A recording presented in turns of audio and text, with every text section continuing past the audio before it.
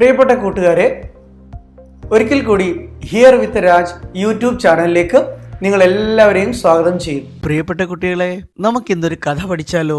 നിങ്ങളുടെ page number 37 ചിത്രമുണ്ട്. നോക്കൂ. चित्र में कौन है? उसके हाथ में क्या है? चित्र में एक लड़की है. लड़की का नाम है खुशी. उसका मनपसंद खिलौना है बॉल. बच्चों, हम खुशी और बॉल की कहानी पढ़े. कहानी का नाम है വിചിത്ര ജീവ്. ഒരു നാട്ടില് ഖുഷി എന്ന പേരുള്ള ഒരു പെൺകുട്ടി ഉണ്ടായിരുന്നു.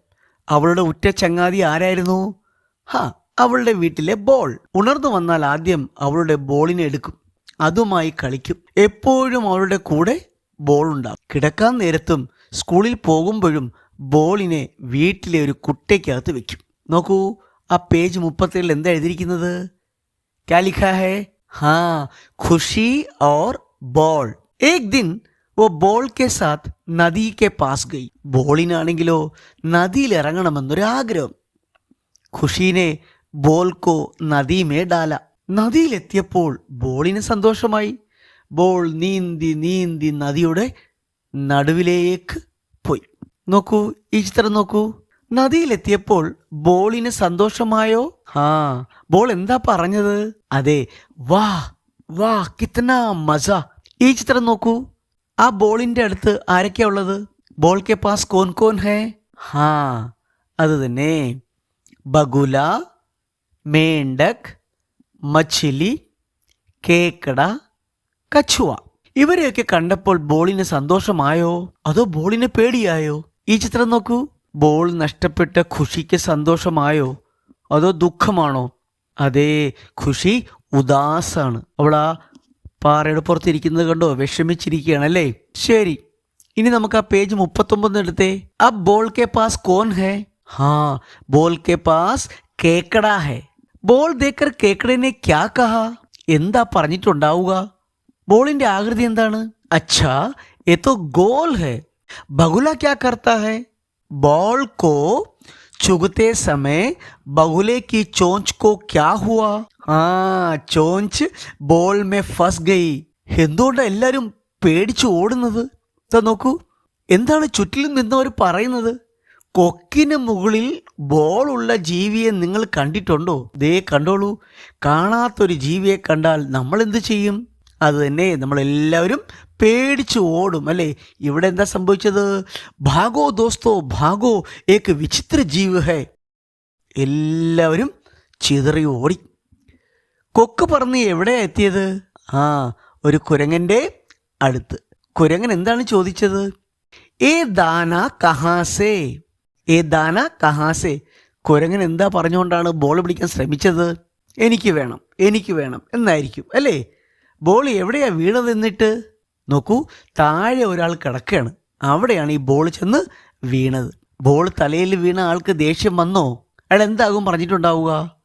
നോക്കൂ, ആ ബോൾ കയ്യിൽ വെച്ചിട്ട് അയാൾ പറയാണ്, കിത്തനാ സുന്ദർ ബോൾ. അയാൾ ഈ ബോളിന് എന്ത് ചെയ്യും? എവിടെയാണ് അയാൾ ബോളിനെ വെച്ചത്?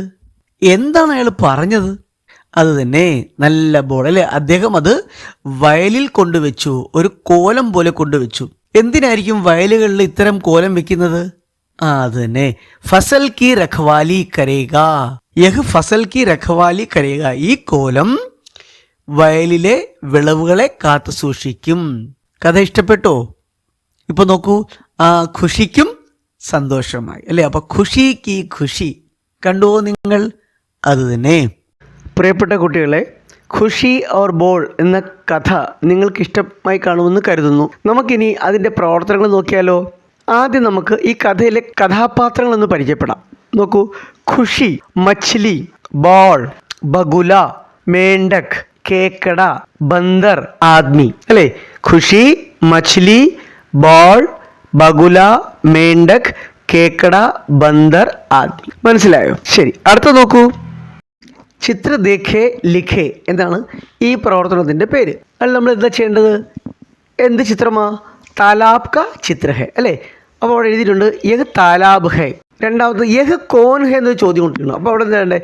യഹ് ബന്ദർ ഹേ, യഹ് പേട് ഹേ, യഹ് മേണ്ടക് ഹേ, ഏ ബഗുല ഹേ, ഏ മച്ഛലി ഹേ എന്നൊക്കെ നമുക്ക് എഴുതിക്കൂടെ? അങ്ങനെ എഴുതാം. അടുത്ത നോക്കൂ, താലിക ദേഖേ ചിത്രക്കോ രംഗ് ദേ. ഇവിടെ ഒരു ബോക്സ് വരച്ചിട്ടുണ്ട്. ആ ബോക്സിൻ്റെ ഒരു വശത്ത് കछुआ, മച്ചിലി, മേണ്ടക്, ഫൂൽ, കൗവ എന്ന് കൊടുത്തിട്ടുണ്ട്.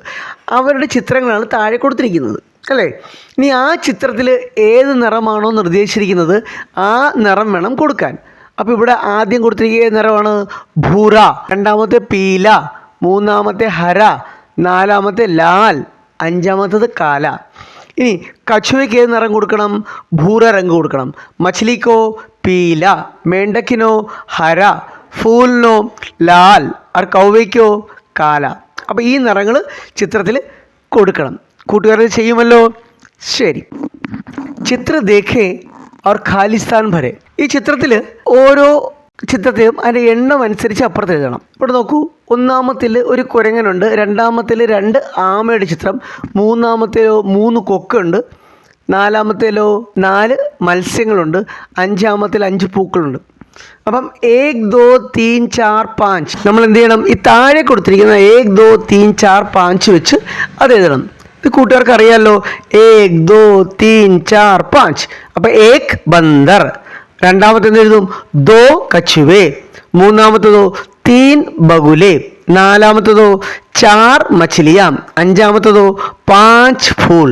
എഴുതുമല്ലോ, അങ്ങനെ എഴുതണം കേട്ടോ. ശരി. ഇതാ പഹ്ചാനെ ഖംബാ ഭരെ എന്നാണ് അടുത്ത പ്രവർത്തനം. ഇതിൽ ബോക്സിനകത്ത് നമ്മൾ പഠിച്ച കുറേ വാക്കുകൾ കൊടുത്തിട്ടുണ്ട്. എന്താ വാക്കുകൾ? സുബഹ്, ചിടിയ, തിൻക, ഘർ, കലിയ, പേട്, രാത്ത്, ധൂപ്പ്, ഖുഷി. ഇനി അവിടെ ഓരോ അക്ഷരങ്ങൾ അവിടെ കൊടുത്തിട്ടുണ്ട്.